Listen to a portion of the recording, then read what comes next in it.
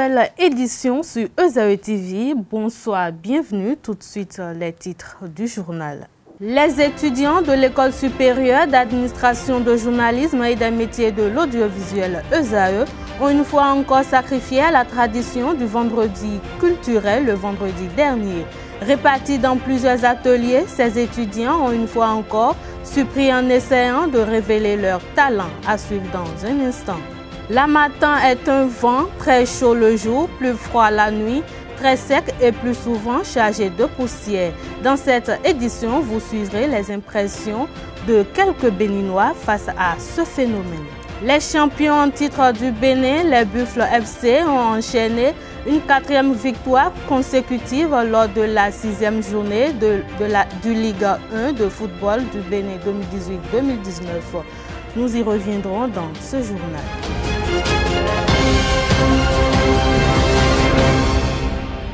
À nouveau, bonsoir. Les étudiants de l'École supérieure d'administration, d'économie de journalisme et des métiers de l'audiovisuel ESAE ont une fois encore sacrifié à la tradition du vendredi culturel le vendredi dernier.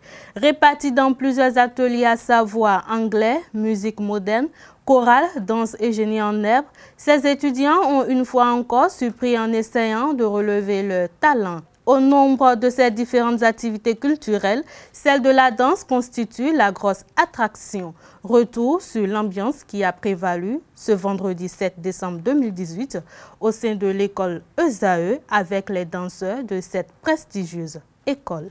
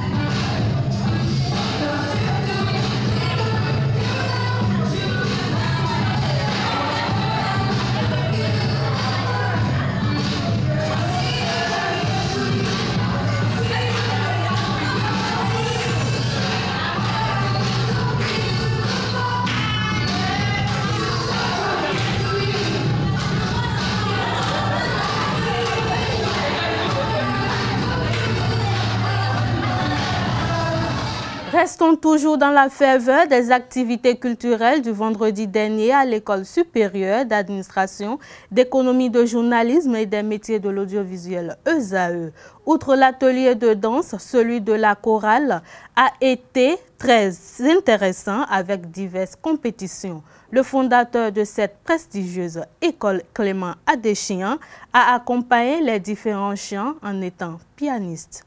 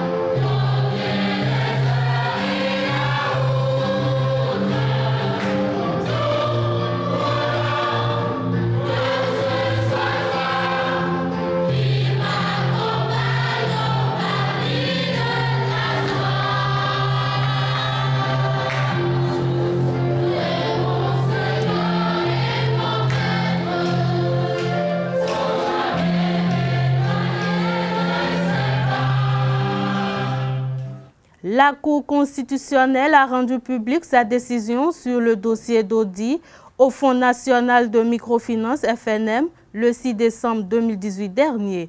Une décision prise suite au recours de Komi Kouché, l'ex-directeur en inconstitutionnalité du relevé du Conseil des ministres du 2 août 2017 qui fait état de ce qu'il n'a pas été écouté dans cet audit organisationnel, comptable et financier au FNM au titre des exercices 2013-2016. Ainsi, la Cour conteste sa requête. Je vous invite à suivre le président de la Cour constitutionnelle, Joseph Djogbenou, pour plus de précisions. Monsieur Komi Kouché, ancien directeur du Fonds national de microfinance, demeurant à Abomey-Calavi, forme un recours en inconstitutionnalité du relevé du Conseil des ministres, numéro 27, /2017, PR, SGG, CM, OJ, ORD, du 2 août 2017, en son point 2.7.1 intitulé, citation, mission d'audit organisationnel, comptable et financier du Fonds national de la microfinance au titre des exercices 2013 à 2016. Considérant qu'au terme de l'article 16 de la loi organique sur la Cour constitutionnelle, les décisions et avis de la Cour constitutionnelle sont rendus par 5 conseillers au moins, sauf cas de force majeure dûment constaté au procès verbal. Considérant que l'indisponibilité de Mme Cécile Marie-Josée, de Dravos Zinokwe et de messieurs Rigobert Azon et Fassassi Moustapha, conseillers, constitue un cas de force majeure qui habilite la Cour à statuer avec 4 de ses membres.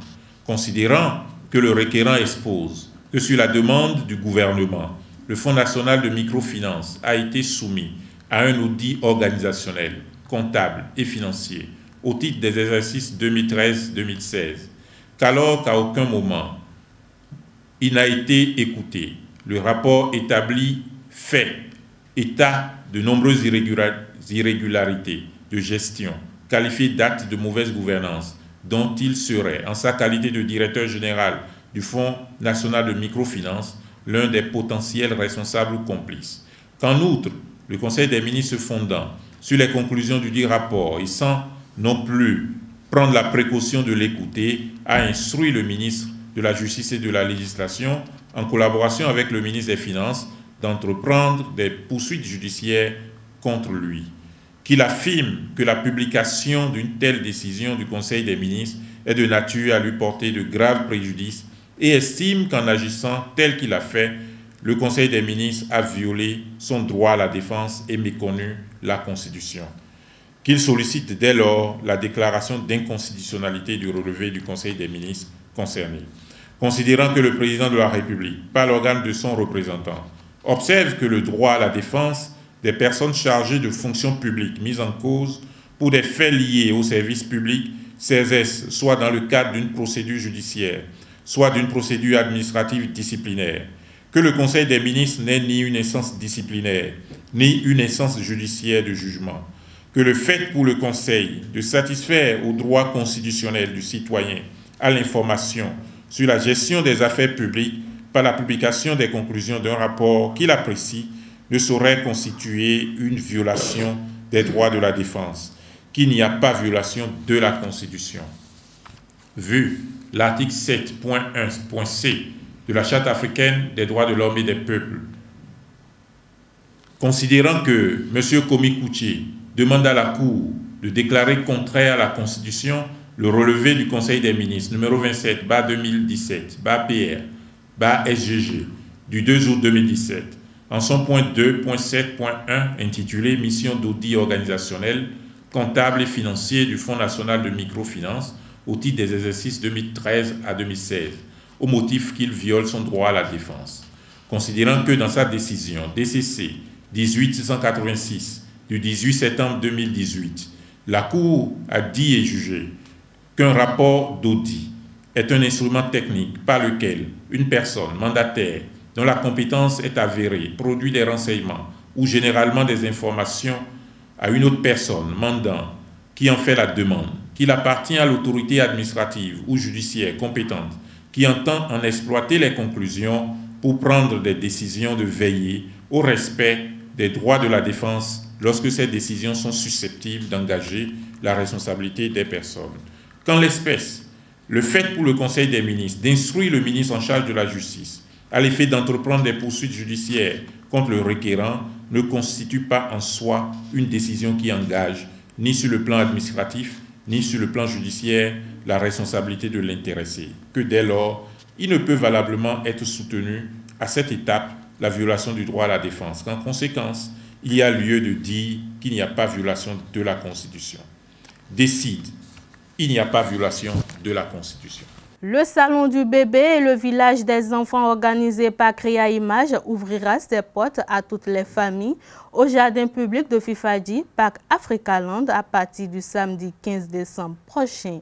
Des expositions, ventes, des activités et ateliers de qualité, des jeux, des concerts et autres pour votre plus grand plaisir seront au rendez-vous. Je vous invite à suivre l'invité de ce journal, Rafiatou Mamadou, journaliste communicatrice et représentante de l'agence Créa Image pour plus d'explications. Bonjour à vous, chers amis internautes. Dans quelques jours, la ville de Cotonou va connaître un grand événement, un événement inédit. Il s'agit du Salon du bébé, le village des enfants et une organisation de Créa Image. Dans ce cadre, je reçois pour vous, chers amis internautes, Rafiatou Mamadou. Elle est journaliste, communicatrice et représentante de l'agence Créa Image. Rafiatou Mamadou, bonjour. Bonjour. Merci d'avoir accepté notre invitation. Alors, à partir du samedi 15 décembre prochain, le Salon du bébé et le village des enfants ouvrira ses portes au jardin public de Fifadi, Parc Africaland. Concrètement, de quoi s'agit-il? Effectivement, du 15 au 25 décembre prochain, le centre Africaland, le tout nouveau jardin aménagé à Fifadi, va connaître un événement inédit. Ce serait la première dans la vie de la ville de Cotonou. Il s'agit bien sûr de l'événement, le Salon du bébé et du village des enfants, un événement qui va regrouper les enfants et les parents.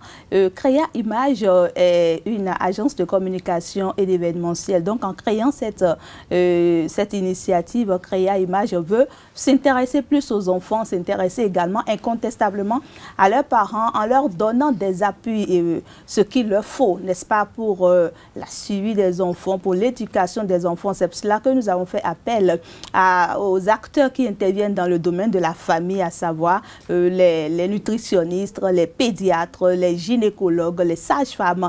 Toutes les personnes qui interviennent dans le domaine de la famille seront là pour animer des conférences, débats, des ateliers, lesquels iront bien sûr à l'endroit des enfants, pour l'éveil des enfants, pour la scolarisation des enfants, pour les loisirs également des enfants. Eh bien, le 16 déjà, il y aura au programme. Oui, qu'est-ce qu'il y a dit au programme? Oui, le 16, il faut rappeler que l'événement tient du 15 au 25 décembre. Mais il y a 2 jours où les populations sont plus invitées, c'est le 16 et le 25. Le 16, il y aura le défilé de famille qui se fera sous les hostiles de notre star de la musique béninoise, Cécimen. Ce sera un événement pour la famille de défiler sur le même podium avec les enfants. C'est-à-dire papa, maman et enfant? Papa, maman, enfant, pépé, mémé, tati, tonton, toutes les personnes qui interviennent dans la famille pourront défiler. Ce sera un événement inédit, ça va plaire aux enfants parce que lorsque nous voyons, les enfants voient ces genres de défilés à la télé, ça les intéresse. Alors, ça leur permet quand même de se rapprocher plus des parents. Ça leur permet de s'évanouir. Ça leur permet d'avoir de nouvelles...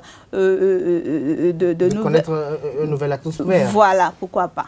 Alors, quels sont les jeux que vous avez prévus à Parc Africaland? Il y a assez de jeux, il y a assez de jeux. Nous avons les matchs de football, nous avons les projections de dessins animés pour enfants. Nous avons nous avons assez de jeux.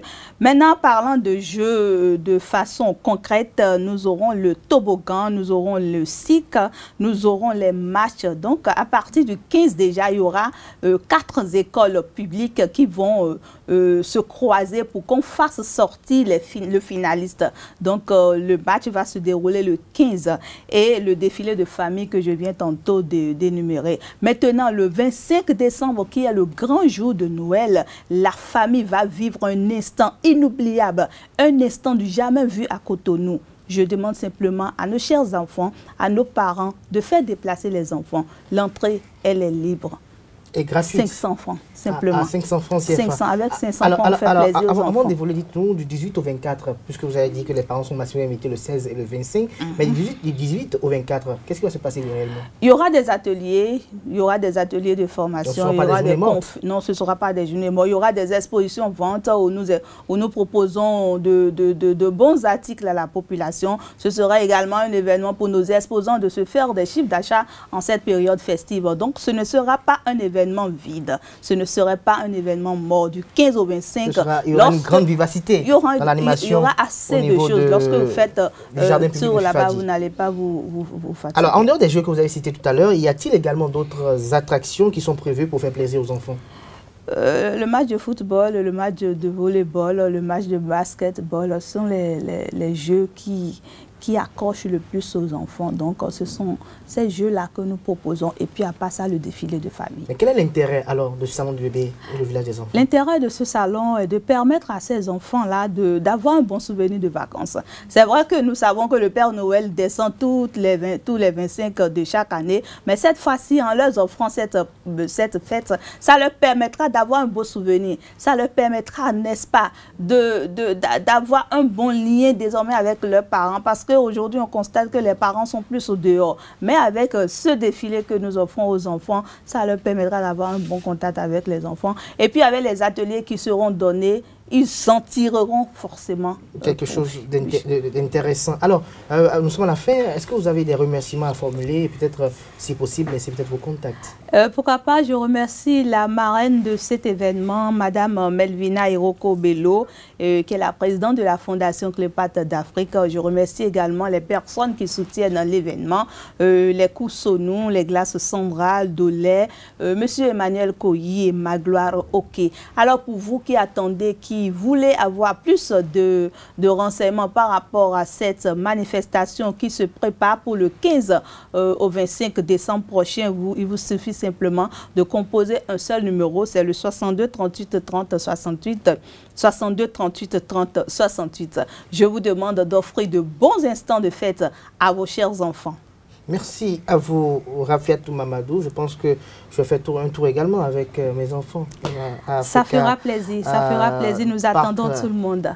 Ah, c'est très, très intéressant. Alors, rendez-vous au Jardin public de Fifadi Park Africa Land. Mesdames et messieurs, c'est la fin de ce petit entretien. Merci pour l'attention. Restez connectés au www.ezaetv.pj. La matin est un vent très chaud le jour, plus froid la nuit, très sec et plus souvent chargé de poussière.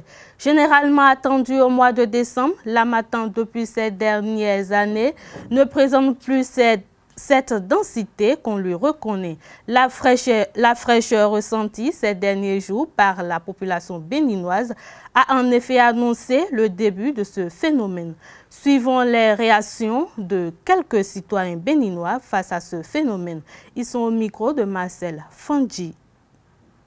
Déjà ce matin, moi j'étais obligé de mettre un peu de pommade, sinon je ressemblais à quelqu'un qui venait d'un moulin.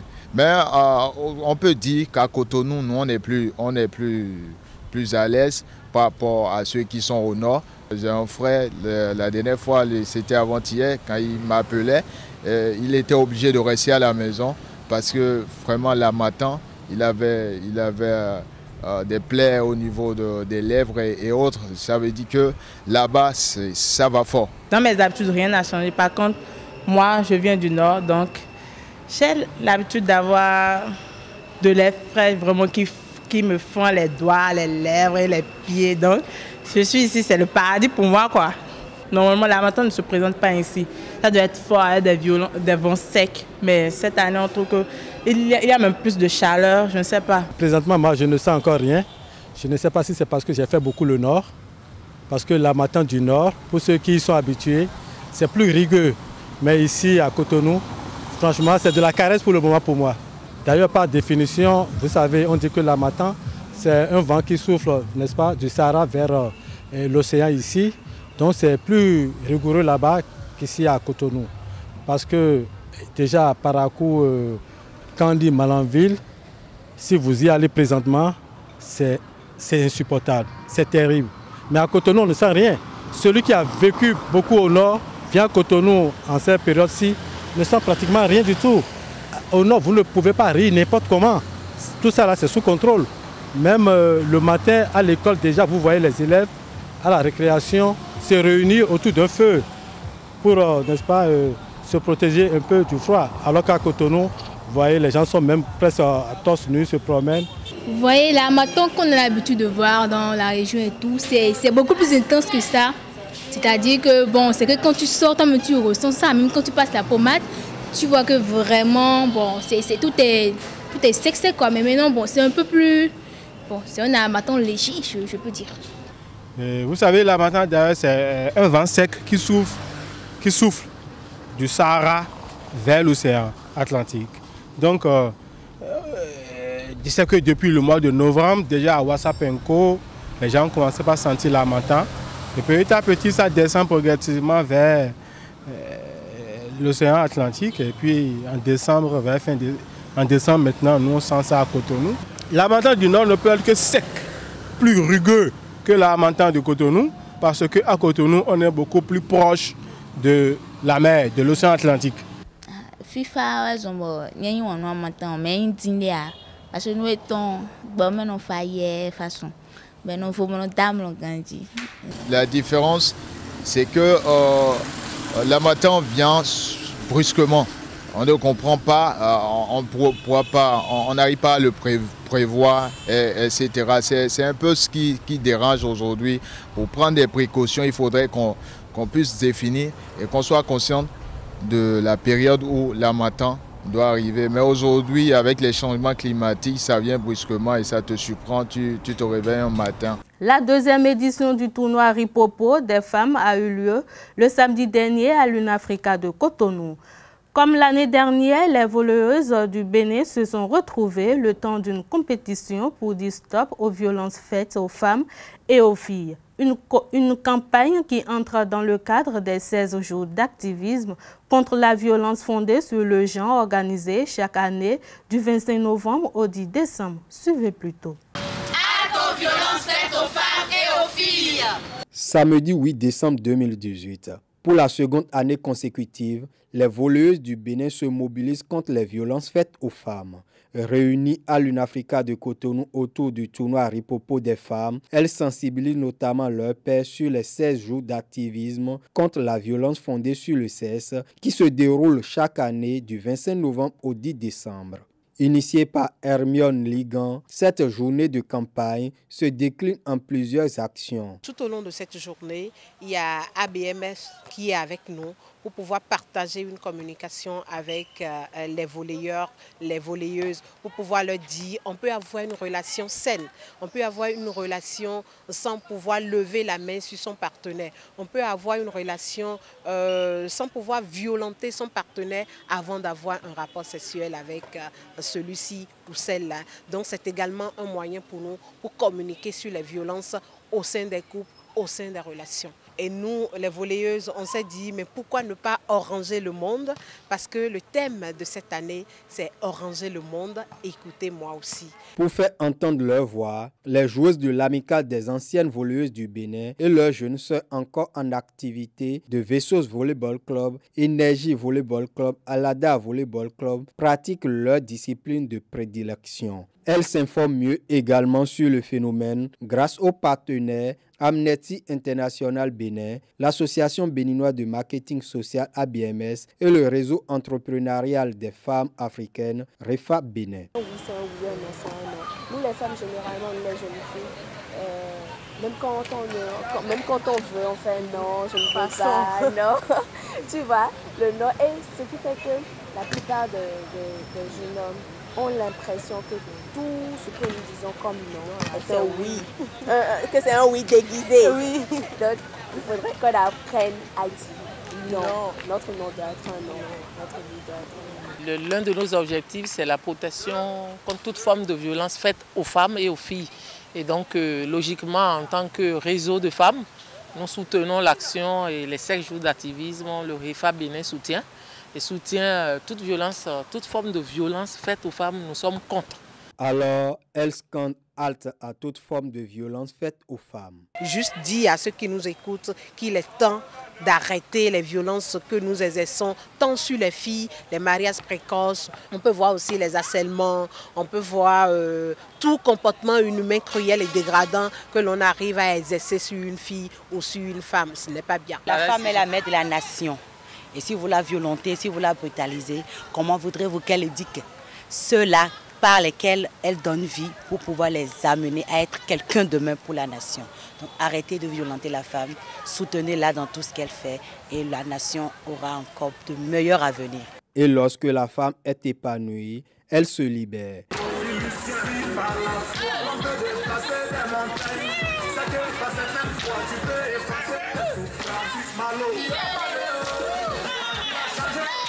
Sixième journée de la Ligue 1 de football du Bénin 2018-2019. Les champions en titre du Bénin, les Buffles FC, ont enchaîné une 4e victoire consécutive lors de cette 6e journée avec leur adversaire, l'association sportive Roussou-Saka, qui l'ont battu sur le score attriqué d'1-0 à domicile.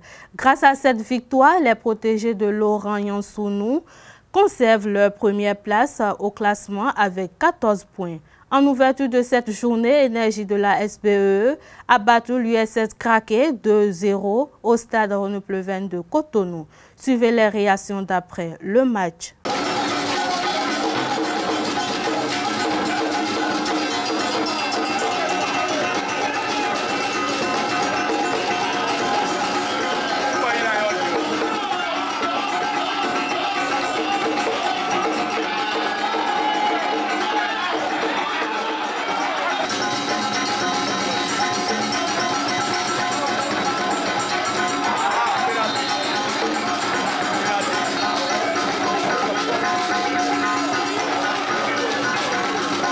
Il y a une semaine, nous avons perdu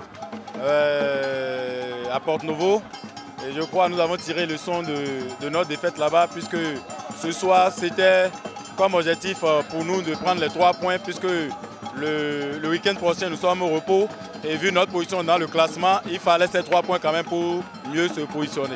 Football sans qu'il n'y ait d'erreur, il n'y a pas de but. Et nous avons encaissé les buts suite à des erreurs défensives et suite à un penalty qui, à mon avis, n'était du tout pas un penalty. Mais l'arbitre a le dernier mot.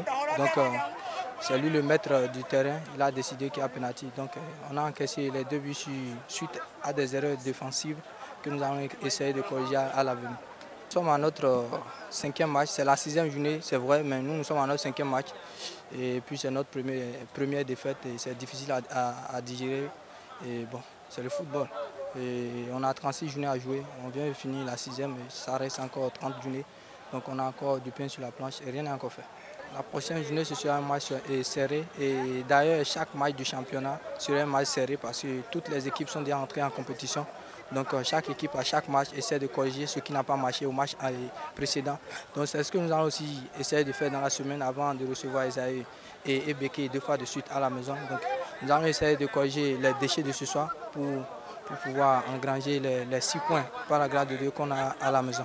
Parmi les autres résultats de la journée, Béké a dominé sur tapis vert l'AS Police 3-0. Les policiers ne se sont pas présentés au stade Bioguera de Bembereke.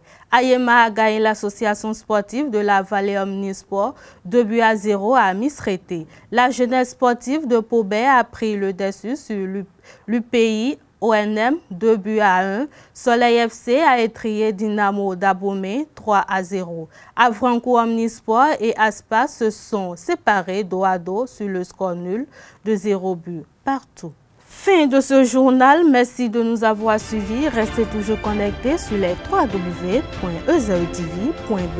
À demain pour une nouvelle édition.